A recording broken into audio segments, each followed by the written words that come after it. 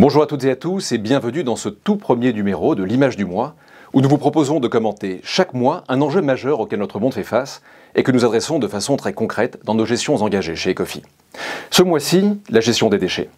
Les déchets représentent 3 à 5% des émissions mondiales de gaz à effet de serre, soit plus que tout le transport aérien. Mais alors, quelle est la répartition ? Vous avez 3 postes principaux. En troisième position, vous avez les gaz émis par les eaux usées, comme le protoxyde d'azote ou le méthane, qui représentent entre 0,5 et 1% des émissions. En deuxième position, vous avez le dioxyde de carbone, CO2, issu de l'incinération de nos déchets, qui représente entre 1,5 et 2% des émissions. Et enfin, à la première place, vous retrouvez le méthane, émis par les décharges, qui est responsable d'environ 2% des émissions mondiales de gaz à effet de serre.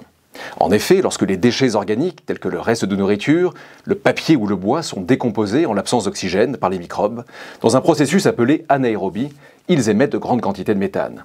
Or, le méthane, CH4, a un effet de réchauffement 86 fois plus puissant que le CO2 par unité de masse sur une période de 20 ans.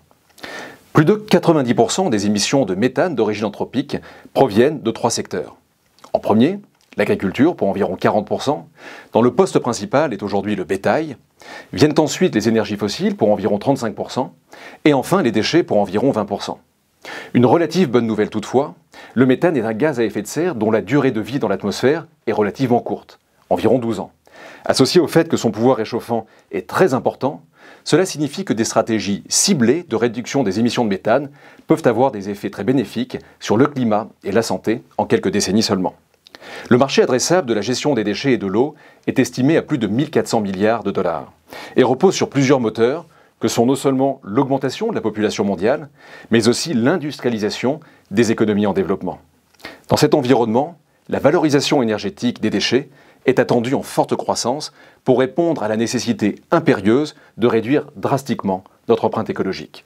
Chez Ecofi, nous sommes exposés à la thématique de la gestion des déchets au travers de sociétés comme Veolia ou encore de sociétés comme Waga Energy, société française, qui a développé une innovation de rupture avec la technologie Wagabox, conçue pour transformer le biogaz issu de nos déchets en biométhane et ainsi permettre de redistribuer dans le réseau de chauffage urbain.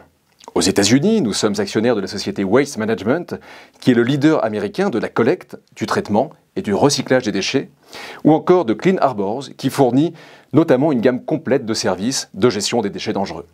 Vous pourrez retrouver ces valeurs dans nos fonds engagés, que sont Ecofi Agir pour le climat, Ecofi Enjeux futurs ou encore Ecofi Trajectoire durable. Je vous remercie pour votre attention et vous donne rendez-vous le mois prochain pour un nouveau numéro de l'Image du mois.